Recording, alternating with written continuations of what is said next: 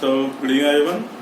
तो previous lectures में हमने जो टॉपिक हेल्थ एंड डिजीज शुरू किया है दैट इज इम्यूनोलॉजी। इम्यूनोलॉजी में बढ़ते बढ़ते हम आगे बढ़ के आ गए हैं एंटीजन एंटीबॉडी रिएक्शंस पे। ठीक है, तो एंटीजन एंटीबॉडी रिएक्शंस के बारे में मैंने लास्ट लेक्चर्स में भी आपको कुछ बता दिया था ऑलरेडी कि ये एंटीजन एंटीबॉडी रिएक्शन जो है बहुत ही स्पेसिफिक होती है। एक स्पेसिफिक एंटीजन के लिए एक स्पेसिफिक एंटीबॉडी होती है। ठीक है, मतलब अगर ए एंटीजन है तो उसकी एंटीबॉडी एंटी ए ही होगी।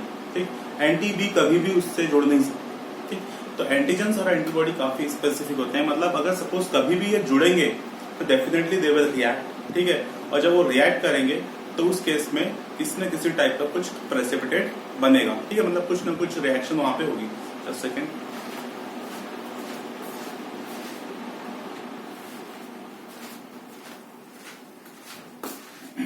तो एंटीजन एंटीबॉडी रिएक्शंस में आगे बढ़ते हुए हम अभी आ गए किस टाइप की ये रिएक्शंस हो सकती है जब एंटीजन्स और एंटीबॉडी मिलेंगे। ठीक है, तो बेसिकली एंटीजन्स दो फॉर्म में हो सकते हैं, या तो एंटीजन सॉल्युबल फॉर्म में रहेंगे या तो फिर एंटीजन्स इनसॉल्युबल फॉर्म में रहेंगे। ठीक, तो दो केसेस आते हैं यहाँ पे, अग्लूटिनेशन और प्रेसिपिटेशन। एंटीजन एंटीबॉडी रिएक्शन के दो टाइप है, अग्लूटिनेशन और प्रेसिपिटेशन। तो जैसे कि मैंने कहा कि एंटीजन्स सॉल्युबल रहेंगे या फिर इनसॉल्युबल रहेंगे। तो एग्लूटिनेशन के केस में एंटीजन जो है इनसॉल्युबल रहेंगे। जैसे कि मानते चलो कि कोई बैक्टीरिया है, बैक्टीरिया एक लिविंग सेल है जो कि इनसॉल्युबल कंडीशन में। वहीं पर अगर प्रेसिपिटेशन की बात करें तो यहाँ पे एंटीजन जो है वो सॉल्युबल फॉर्म में रहेंगे। ठीक है, एक बहुत ही बेसिक डिफरेंस है। फिर जब एग्लूटिनेशन होगा तो बेसिकली क्लम्प फॉर्मेशन रिएक्शन होती है, जबकि प्रेसिपिटेशन के टाइम पे लैटिस फॉर्मेशन रिएक्शन होती है। तो मैं क्लम्प फॉर्मेशन रिएक्शन कैसी होती है, एक एग्रीगेट बन जाएगा बेसिकली, जिसका कोई भी एक प्रॉपर शेप नहीं होगा। लेकिन जब लैटिस फॉर्मेशन रिएक्शन होगी तो एक प्रॉपर स्ट्रक्चर बनेगी। मान के चलो कि अगर सपोज मैं कह रहा हूं कि ये कोई प्लेट है, ठीक है, और यहाँ पे अग्लूटिनेशन प्रोसेस हो रही है, तो कुछ इस टाइप से रैंडम स्ट्रक्चर बन जाएगा, that will be called as agglutinin. ठीक, वहीं अगर सपोज मैं बात करूं लैटिस फॉर्मेशन की, तो इस प्लेट पे ही एक प्रॉपर गोल या फिर रेक्टेंगुलर इस टाइप से कुछ एक स्ट्रक्चर बनेगी। ठीक है, तो बेसिकली लैटिस कैसा है, यूनिफॉर्म स्ट्रक्चर रहेगा। क्लम्प कैसा रहेगा, डिस्पर्स स्ट्रक्चर। तो disperse structure is basically identity of agglutination reaction, और proper lattice structure is identity of the precipitation reaction. तो अल्टीमेटली एंटीजन्स और एंटीबॉडी के रिएक्शन होने से ऐसी दो अलग अलग टाइप की रिएक्शंस हो सकती है। इस टाइप की क्लम्प रिएक्शन का यूज जो है अलग अलग बेसिकली पैथोलॉजिकल टेस्ट करने के लिए जाता है। जैसे कि आपने अगर विडाल टेस्ट सुना होगा टाइफाइड का, फिर ब्लड टेस्ट अगर करना है तो वैसे इसी टाइप की प्लेट पे करते हैं और वहां पे क्लम्प फॉर्म हो रहा है कि नहीं चेक करते हैं। ठीक है, तो अग्लूटिनेशन का इस टाइप से यूज है। वैसे ही प्रेसिपिटेशन का यूज जो है ये सीरोलॉजिकल स्टडीज में है। सीरोलॉजिकल मतलब वही एंटीजन एंटीबॉडी की रिएक्शन की स्टडीज में कि कितना एंटीजन एग्जैक्टली रिएक्ट हुआ। देखो यहाँ पे क्या हुआ, यहाँ पे एंटीजन एंटीबॉडी रिएक्ट हुए कि नहीं ये पता चलता है। दिस टाइप ऑफ मतलब रिएक्शन हो रही है या नहीं, मतलब जस्ट चेक करना है। तो this type of test is called as qualitative test. ठीक, लेकिन जब आप प्रेसिपिटेशन की बात करते हैं तो यहाँ पे क्वालिटेटिव टेस्ट तो होने ही वाला है, क्योंकि वो रिएक्ट करेंगे दिखने वाले हैं। लेकिन साथ साथ में आप यहाँ पे क्वांटिटेटिवली भी ये टेस्ट कर सकते हैं कि कितना एंटीजन कितना एंटीबॉडी से रिएक्ट हुआ। ठीक, तो ये क्वांटिटेटिव एंड क्वालिटेटिव है बेसिकली, जबकि ये सिर्फ क्वालिटेटिव रहेंगे। तो एक जनरल में आपको क्लम्प फॉर्मेशन के टाइम पे रिएक्शन कैसी होती होगी देख लेते हैं। मान लो कि ये कोई बैक्टीरिया है, तो एंटीबॉडीज जो है, मतलब ये क्या हो गया, एंटीजन हो गए, ये एंटीजन है। तो एंटीबॉडीज जो है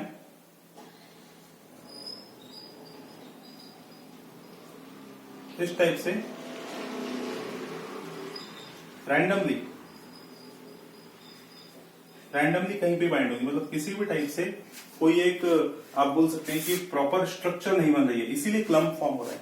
जबकि आप अगर प्रेसिपिटेशन की बात करेंगे तो यहाँ पे मान के चलो कि ये कोई एंटीजन था,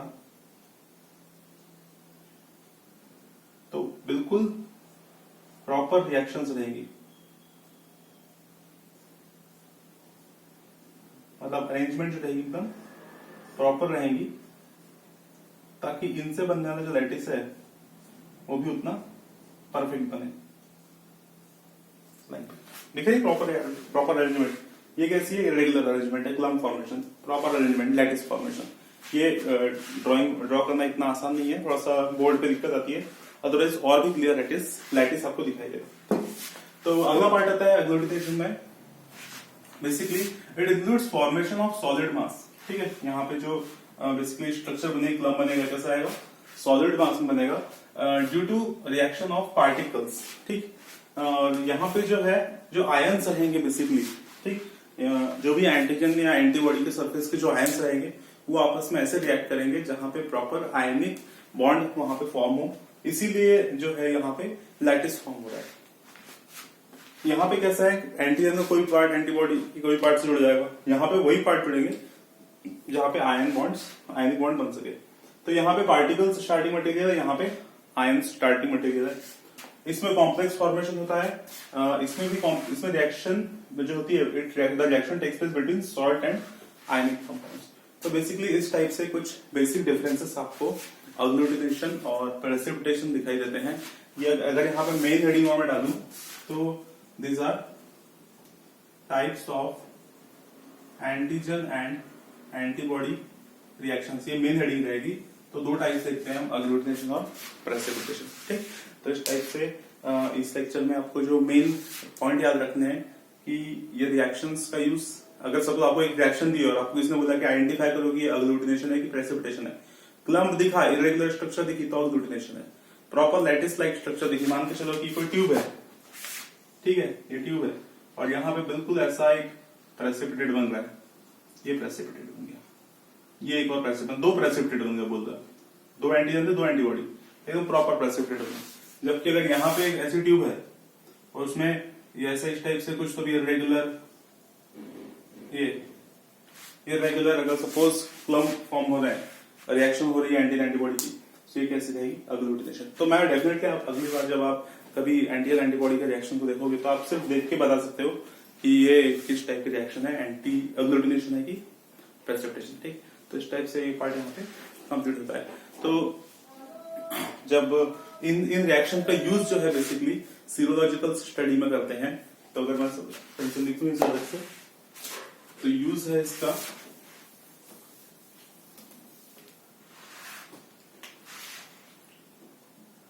use in pathologies in serological study. Example के लिए आरआई के लिए, दैट इज रेडियो इम्यूनो असे, और एक है ELISA. ELISA is enzyme linked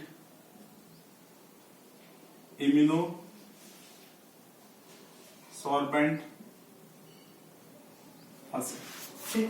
तो ये दो मेजर टेक्निक्स है जिनका यूज बेसिकली जो कि एंटी और एंटीबॉडी के रिएक्शन पे बेस्ड है। ठीक, तो अभी हम आगे के लेक्चर्स में एलाइजा को आगे पढ़ेंगे। ठीक है, तो यहाँ पे अग्लूटिनेशन और प्रेसिपिटेशन कंप्लीट होता है।